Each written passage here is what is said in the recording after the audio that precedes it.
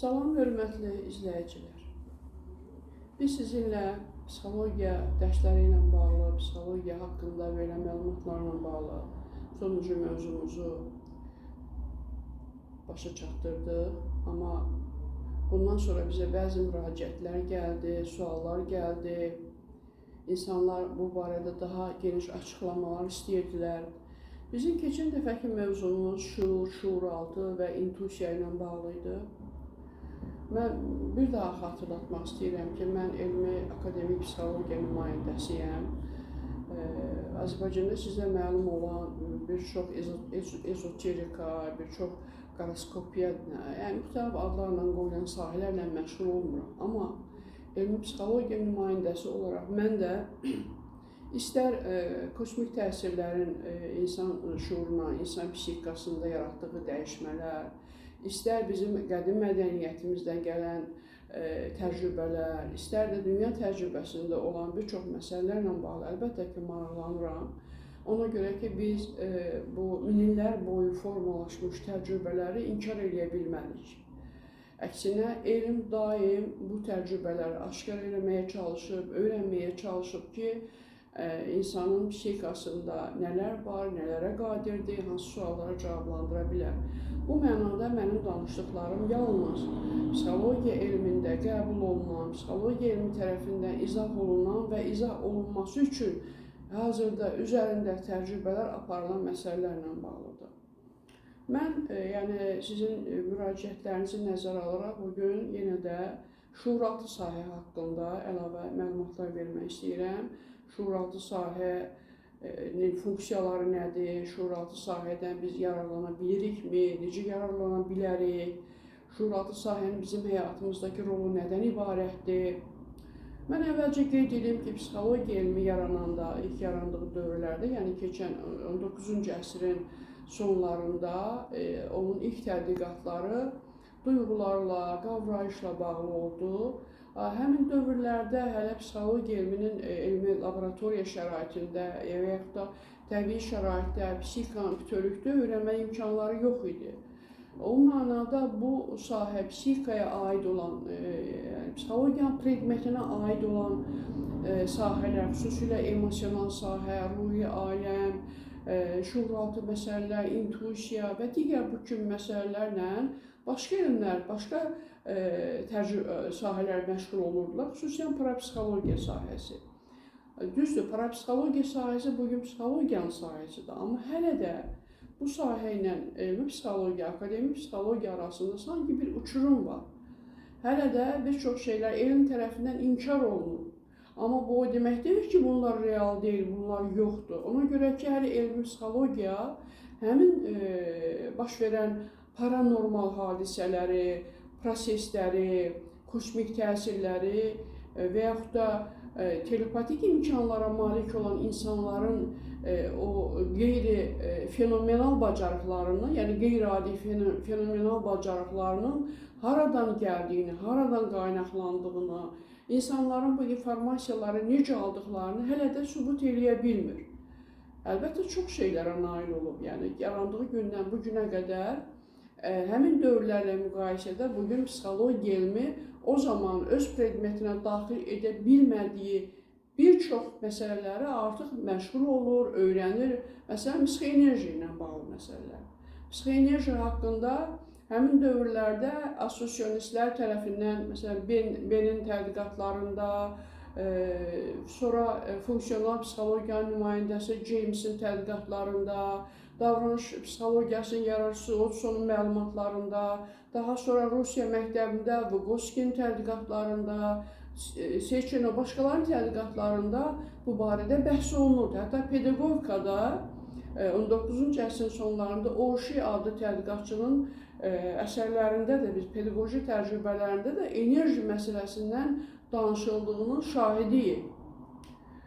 O cümlədən, məsələn, William Sternin əsərində psixogramma haqqında söhbət gedir, psixografiya haqqında, onun metodoloji bazası haqqında söhbət gedir, amma izahını verə bilmir. Yəni, tədqiqatçılar insanın psixikasının idarə olunmasında psixoenerjinin rolunun olduğunu bilirdilər, Amma bunu sübut eləmək üçün incə, həssas cihazlar yox idi, yeni cərəyanlar yaranmamışdı, insana bütöv vahid halda baxılmaq imkanları yox idi psixologiyada. O dövrlə müqayisədə bugünkü dövrdə biz artıq şuuraltı haqqında xeyli söhbətlər aça bilirik, danışa bilirik. Biz həmişə duyğuların təsnifatından danışanda, yəni insanın ətraf aləmdəki sensor qıcıqları dərk etmə yollarından danışanda duyğuları 3 hissəyə bölürük. Birinci hissə ekstroreseptiv duyğulardır, bu bizim xarici duyğularımızdır. Görmə, eşitmə, duy bilmə, dad bilmə, qoxu bilmə və dəri duyğularımızdır. İkinciləri introreseptiv duyğulardır. Üçüncülər proprioreseptiv duyğulardır. Bunlar bizim daxili orqanlarımızda yerləşir. Və bu duyğular şuuraltı ilə, vasitəsilə, kosmik fəza ilə, ümumiyyətlə kainatla daha sıx əlaqədədirlər. Nəinki bizim görünən xarici duyğularımız. Və bu duyğuların tədqiqatlarını da aparmaq həqiqətən çətindir. Yəni, daxildən gələn duyğular necə qavranılır, o reaksiyaların şuuraltına verilən informasiyalar orada necə təhlil olunur, insanın beynindəki kognitiv sistemdə, kognitiv proseslər bunları necə cavablandırır, necə reaksiyalar verir, intuisiyanın verdiyi məlumatlar özü necə qavranılır, bu sualların cavablarını tapmaq əlbəttə çətindir. Amma psixologiya elmi durmadan, dayanmadan bütün bunlara cavab axtarmağa çalışır. Sözün qısası, bugün şuuraltı sahənin necə idarə olunması və ondan necə istifadə olunması haqqında psixologiyada artıq bir çox cavablar var. Və bu cavabların yəni bizi yetərli etməyən, bizi rahat salmayan qismi güzəran təcrübələrində, bizim mədəniyyətimizdə olduqca qaranlıq olan, bizim üçün qeyri-müəmmalı bir vəziyyətdə qalan, qeyri-adi bir hadisələr, paranormal proseslər, bax, bunlarla bağlıdır ki, biz istəyirik ki, psixologiyanın bunların mahiyyətini bizə tam olaraq açıq göstərsin, amma hələlik göstərə bilmir. Mən sizə bir çox məsələləri xatırlatmaq istəyirəm ki, bizim ən qədim mədəniyyətimiz tanrıçılıqla və qam-şaman mədəniyyəti ilə bağlıdır. Şamanizm, belə deyək də, şamanizmlə bağlıdır. Şamanizm dünyadakı psixoloji ritualların, keçirilən psixoloji ritualların özündə yaşadan, bugünə daşıyan yeganə mədəniyyətdir. Şaman mədəniyyəti hazırki Rusiya ərazisində yaşayan qədim türklər tərəfindən yaradılıb. Şaman mədəniyyəti hazırda Amerikanın qədim keçmiş yerli qəbilələri dediyimiz yəni müxtəlif xalqlar var. Onların özlərinin yeri hinduların mədəniyyətində var, Afrika mədəniyyətində var. Yəni dünyanın insanlığın yarandığı və inkişaf elədiyi ilk insan nümunələrinin kəşf olunduğu bütün ərazilərdə şaman mədəniyyəti olub. Bugün onun qorunub sağlandığı ərazilər Afrikadır, Amerikadır və Sibir, Şərq, Sibir əraziləri və eyni zamanda Şərq Monqolistanda da bu mədəniyyət qorunur. Qədim bir çox bizim türk tayfalarımızda da buddizmi qəbul edən tayfaların bir hissəsində, manizmdə və bir çox başqa sahələrdə də bu mədəniyyət qorunur. Onların rituallarına biz nəzər salanda görürük ki, onlar öz rituallarında, onların birincisi olan geyimləri çox maraqlıdır. Çox qəribə geyimlər var. Geyimlərində müxtəlif heyvanların lələklərini, sümüklərini, başlıqlarını, dərilərini onlardan istifadə edirlər. Çox qəribə hərəkətlər edirlər. Onların ən çox istifadə elədiyi alət dəf dediyimiz qaval alətidir, yarım qaval, dəf alətidir. Digər musiqi alətlərindən istifadə edirlər və müxtəlif rituallar keçirdirlər. Ocaq başında, od kənarında müxtəlif rituallar icra edirlər və müxtəlif səslər çıxardırlar, katatonik hallara salırlar özlərini, qıc olmalar, bayılmalar, ürək getmələr, ruhlarla qonşuluqlarını deyirlər, ruhlarla əlaqə qurub onlardan lazım olan informasiyalar aldıqlarını deyirlər. Bax, bu kimi hallar insanları çox maraqlandırır. Amma burada bir çox reallıqlar var ki, biz o reallıqları hələ də nə olduğunu tam şəkildə izah etməkdə çətinlik çəkirik.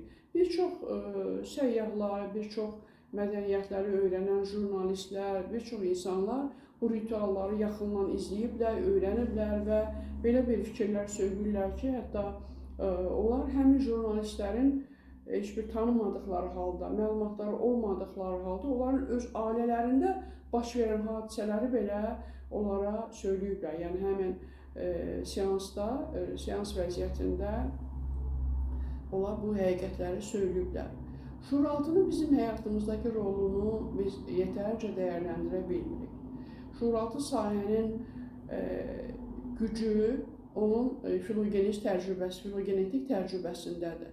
Mən keçən dəfə də bu çıxışımda bu fikirləri qeyd elədim ki, yəni şuuraltı sahədə qorunanlar bizim əcdadlarımızın yaşadıkları və bizə ötürdükləri enerji informasiyalarıdır, genetik yaddaşdır, genetik hafizədir və beynin arxa hissəsində orada kodlaşdırılmış şəkildə, sistemləşdirilmiş şəkildə qorunub saxlanılır. Şuuraltıda nələr baş verir? Şuuraltının öz sahəsindən kənara çıxmaması halında hər şey qaydasındadır. Amma şuurla şuuraltı arasındakı əlaqələrin nizamı pozulanda, əlaqələr, deyək ki, Freud bunu belə izah edir də, şuur və şuuraltı arasında bir gözətçi var, sanki gözətçi oturur. Bu gözətçi öz funksiyasını yerinə yetirmədikdə, şuuraltı sahədə olan informasiyalar şuura keçir və şuurun işini qarışdırır. Məsələn, şizofrenlərdə, müxtəlif psixopatoloji vəziyyətlər yaşayan insanlarda, psixoloji xəstəliklər keçirən insanlarda bax bu vəziyyət yaranır. Yəni, şuuraltı informasiya sanki icazəsiz şəkildə şuura müdaxilə edir, şuura soxulur, onun nizamını pozur, düşüncələrini pozur. Belə bir vəziyyətdə bizə sosiallaşmış insana, rol davranışı normalarını mənimsəmiş insana xas olmayan davranışlar, fikirlər baş verir. Ona görə ki, belə vəziyyətdə təfəkkür pozulur, parçalanır, şəxsiyyət pozulur, parçalanır. Yəni, belə bir görüntülər yaranır ki, insanda artıq anormal bir vəziyyət əmələ gəlibdir. Səbəbi isə nədir? Şuuraltı sahənin öz sərhədlərini aşaraq şuura soxulması. Və yaxud da insanın hipnoz vəziyyətində insanın mexaniki olaraq nələrsə danışması. Bu da yəni şuuraltı informasiyaların ekspert tərəfindən, terapevtlər tərəfindən öyrənilməsi hadisədir. Bunlar hamısı süni yuxudur. Yəni hipnozun özü süni yuxudur. Süni yuxu vasitəsilə insan yuxulu vəziyyətdə ondan soruşulan sorğulara cavab verir. Deməli, şuuraltı oyaqdır, ayıqdır və o nələr baş verdiyini fərqindədir ki, suallara cavab verə bilir. Şuuraltı sahənin bizim üçün əhəmiyyətli olan 3 mühüm tərəfi var. Ola bilər, müəyyən situasiyalarda əhəmiyyətlidir, müəyyən situasiyalarda əhəmiyyətli deyil. Məsələn, şuuraltı sahədə bizim təlim fəaliyyətimizdə, əmək fəaliyyətimizdə, ümumiyyətlə fəaliyyət prosesində elə proseslər baş verir ki, bunlar mexanizmlər halında bizə dəstək olur. Biz, məsələn, avtomatlaşmış hərəkətlərə yiyələnirik. Avtomatlaşan hərəkətlər yeriməkdir, yazmaqdır, yemək zamanı çənə sümüklərinin tərpənməsidir, artıq fikirlər, formalaşmış fikirlərin danışılmasıdır. Bunlar haqqında biz o qədər də çox dərindən düşünmədən bunları icra edirik.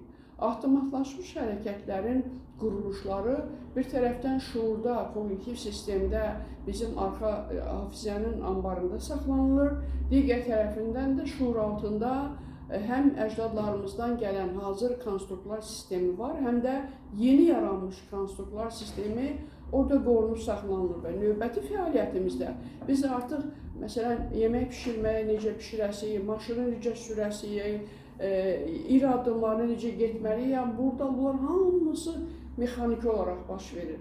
İkinci məsələ bizim fəaliyyətimizi motivləşdirməsidir.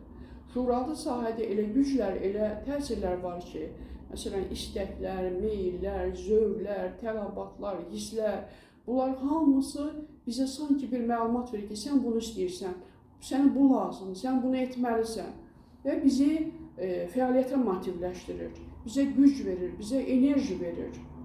Üçüncü məsələ isə bizim fəaliyyətimizi müşayiət eləməsidir. Siz elə bilməyin ki, şuuraltı sahə elə yatıb orada, arxayın dayanır. Xeyr, bizim şuurumuzdan daha çox çalışır, şuurumuzdan daha çox işləyir. Siz təsəvvür edin ki, bizim şuurumuz, fərdi şuurumuz yalnız bizə məxsusdur. Fərdi şuur, fərdi gen, mayalama dövründən anından ki, fərdi gen artıq yarandı və onun üzərində fərdi gen getdikcə inkişaf edir ana bətnində, sonra da dünyaya gəldikdən sonra bu fərdi genin sosial təcrübəsi formalaşır. Mən keçən dəfə izah elədim şuurun mərhələlərini. Uşaqlıq dövründə, yeniyetməlik dövründə, gənclik və yaşlılıq dövründə bizim fərdi şuurumuz yaranır. Amma biz bu bir nəfərə, bir fərdə aid olan şuur yetərli şuur deyil.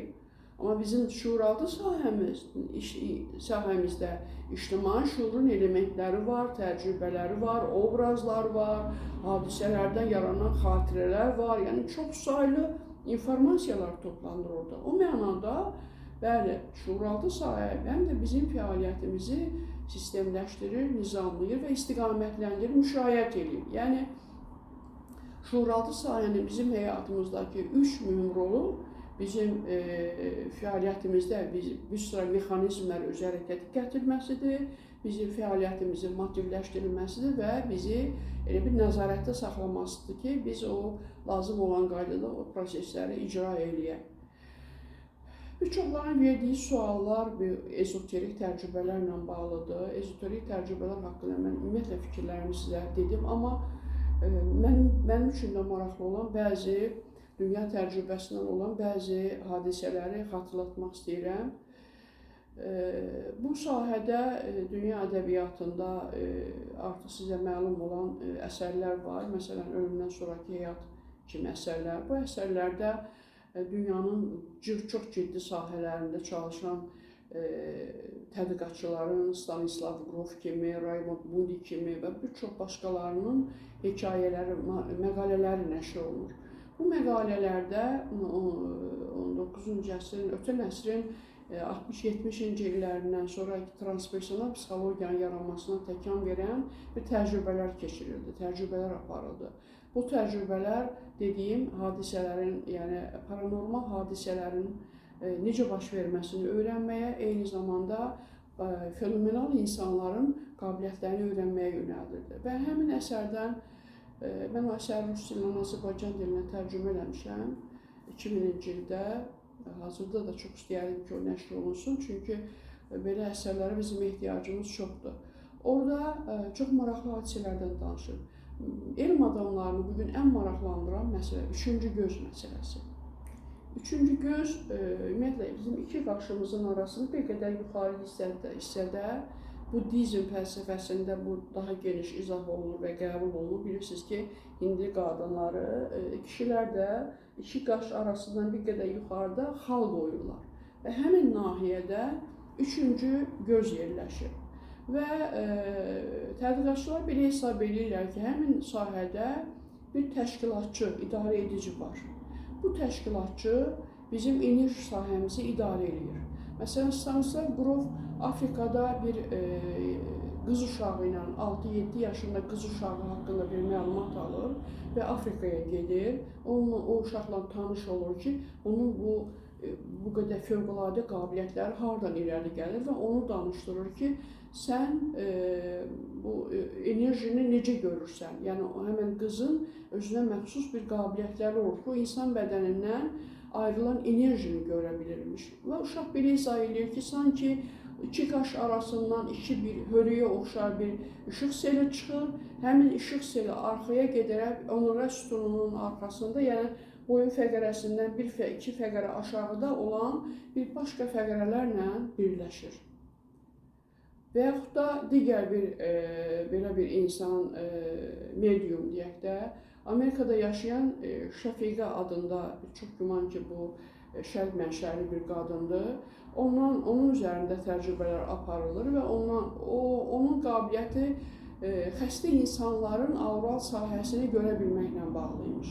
Avral sahənin dəyişmələrinə görə bu xanım onda hansı xəstəliyin olduğunu və nə zaman o insanın həyatının sonlanacağını təxminən proqnozlaşdıra bilirmiş. Təbii ki, bu elm tərəfindən bu verilən proqnozlar hamı aşkarlanır. Yəni o proqnozlar verildikdən sonra həmin xəstələr çox ciddi tibbi müayinələrdən keçirirlər və həqiqətən də bu xəstəliklərin həmin insanlarda olduğu aşkarlanır. Yəni bunlar artıq sübuta yetirilmiş qabiliyyətlər sayılır. Qadın Şəfiqə xanım belə deyirdi ki, ölümə bir neçə ay qalmış o insanların aurasının həmən nahiyəsində, yəni xəstə nahiyəsində sanki bir dumanlı, tutqun bir dumanlı hissə əmələ gəlir. Məsələn, orada bir çox konkret faktlar söylənir. Bunlardan birində bir xəstəxanada müalicə götürən bir qadının haqqında danışılır. Qadın daxili orqanlarından müalicə alır. Amma Şəfiqə xanım deyir ki, o qadının əsas problemi daxili orqanlarda deyil. O qadının başında onkoloji problem var. Çünki onun başının yuxarı nahiyəsində mən bulanıq bir dumanlı sahə görürəm. Onun aural sahə artıq başın o hissəsində bulanıq bir vəziyyətdədir. Və xanımın yenidən müayinədən keçirirlər. Məlum olur ki, onun başında onkoloji problem, yəni şiş var və bu şiş həqiqətən də 5-6 ay sonra həmin insanın həyatına son qoyur. Digər medium haqqında, məsələn, bioloji enerjiyə malik olan bir medium haqqında danışılır ki, çox ciddi təcrübələr keçirdirlər. Laboratoriyalarda birində adi bir şəraitdə stəkana tökülmüş buğdanın cücərməsi prosesi izlənilir. Digər laboratoriyada isə medium həmin stəkanı özünün əlində saxlayır. Hər gün 20 dəqiqə, 30 dəqiqə müddətində həmin stəkanı özünün ovucunda saxlayır. Məlum olur ki, onun əlində saxladığı stəkandakı buğda digərindən bir həftə tez cücərdir. Yəni ona verdiyi enerji o buğdanı vaxtından tez cücərtməyə səbəb olur. Digər bir telepatik insanla aparılan təcrübədə, məsələn, Çexoslovakiyada oturmuş medium, Krımda hazırlanmış otaqda olan hadisələri olduğu kimi izah edir ki, bəli, orada partlayışa oxşar bir səs baş verdi, stolun üstündə bu var idi, yəni bütün detallara qədər orada olan, məsələn, Cuna, bizim Qafqazlı medium Cuna xanımın üzərində də çox ciddi tədqiqatlar aparıldı və onun lazer təsiri göstərən enerji imkanlarına malik olduğu sübut olunub. Yəni, bu dünyada belə reallıqlar var və biz bu reallıqları inkar eləməklə çox şey nail ola bilmərik. Psixologiya elmində bu yol tutmuyur.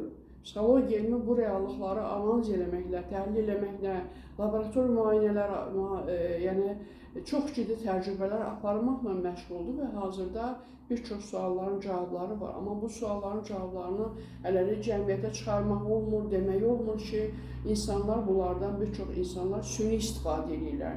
Bugün sizin üst tutduğunuz, getdiyiniz, Çıldağa gedirsiniz, falçılara gedirsiniz, başqa yerlərə gedirsiniz. Bu məsələlər dərindən bilən elm adamlarının yanında olsanız, onlar sizi daha yaxşı, düzgün yola yönəldərlər ki, yəni biz, belə deyək də, Bekon, yəni 19-cu əsrdə yaşamış məşhur filosof Bekon, elmin izahını belə verirdi. Bekon deyirdi ki, elm dünyada heç bir yenilik eləmir. Elm dünyada olan reallıqları insan şuurunun anladığı şəkildə onlara izah eləməklə məşğuldur. Psixologiya elmi də belədir. Psixologiya elmi də bizim üçün, insan üçün yenilik yaradır. Onun yaratdığı şeylər yeni deyil. Onun yaratdığı şeylər kainatda var, mövcuddur və olacaq. Amma biz çalışırıq ki, insan psixikasını aşkar eləyərək, öyrənərək, insan psixikası, şuuru, şuuraltısı, intuisiyası, digər fenomenal qabiliyyətlərini aşkara çıxararaq insanda özgüvənlik yaradar və insana bu dünyaya niyə gəlməsinin, nə üçün gəlməsinin mənasını çatdıra bilər. İnsan bu dünyaya uca göydələnlər tikmək üçün, bahalı maşınlar almaq üçün, qızıl yataqlarını istismar edib onlardan müxtəlif lazımsız maşınlar düzəltmək üçün, müxtəlif o bəzək-düzək əşyalar düzəltmək üçün, milyardlarla kapital toplamaq üçün gəlməyib axı. İnsan dünyaya, dünyanı dərk eləmək, anlamaq üçün gəlib və öz varlığını tanımaq üçün gəlib. Hər bir insanın özünü tanıması, özünü dərk eləməsi hansısa bir mənada dünyanın kəşfi deməkdir. Biz özümüzü anlaya bilmirik, özümüzü dərk edə bilmirik. Hətta mənə çox ağrılı gəlir ki, hətta təhsil sistemində çalışan pedaqoqlar belə, hələ mən psixoloqları bir tərəfə qoyuram, o mənada ki, psixoloqlar bunu onsuz da bilməlidir. Pedaqoqlar belə, yəni bu elmin əhəmiyyətini dəyərləndirə bilmirlər. Psixoloqların peşəsidir, məşğuldurlar, bilməlidirlər. Onların da bilmədiyi şeylər çoxdur. Amma bizim pedaqoqlarımız şagirdlərin elementar təbii quruluşuna aid olan temperamentin xüsusiyyətləridir, sonra intellektin fərdi tipoloji xüsusiyyətləridir, insan şəxsiyyətinin tipləridir, xəbərsizdirlər. Və onlar şagirdlərə ümumi əxlaq normalarından, sən bunu eləməlisən, sən bunu olmalısan, sən bunu niyə etmədin, sən bunu niyə bu cürə davrandın və hər adi davranışlarını bir cinayət səviyyəsində, hansısa bir səviyyədə təhlil edirlər, dəyərləndirirlər, qiymətləndirirlər, cəzalandırırlar, təhqir edirlər və aşağılayırlar. Biz 21-ci əsrdə yaşayırıq, əzizlərim. Biz heç olmasa öz varlığımızın, insan olaraq varlığımızın psixologiyasını öyrənməliyik. Psixologiyanın bu sahədə yetərincə nailiyyətləri var, uğurları var. Biz insanları olduğu kimi qəbul eləməyi öyrənməliyik. Biz insanlarla onların öz xüsusiyyətlərinə uyğun münasibətlər qurmağı öyrənməliyik. İnsanların özünü xoşbəxt hiss eləməsinin yeganə yolu onlara özü kimi olmağa imkan verməkdir və özü kimi yaşamağı yəni istədiyi kimi yaşamağı öyrətməkdir. Təbii ki, burada normanı pozan, qaydanı pozan, yəni psixopatiklərimiz var, müxtəlif xarakterli pozuntular olan, söhbət bunlardan getmir. Söhbət sosial normaları mənimsəyə bilib, o normalarla yaşaya bilən insanlardan gedir ki, biz insanlara bunu öyrətməliyik. Yaratsın və yaratdığından zövq alsın. Tanrının bizə verdiyi fiziki bədən, mental bədən, ruhi bədən, bizim fəxr elədiyimiz bunlar deyil ki, bunlar bizə Tanrını verir. Bəs biz özümüz nəyə yaradırıq? Biz özümüz nələrə qadirik? Biz onun üzərinə nəyə gətirib qoyduq? Müğənni səsi ilə çıxırlar gənc müğənnilər. Mənim belə səsim var, belə səsim var. Mənim belə... Bax, sən Azərbaycan musiqisinə nə verdin?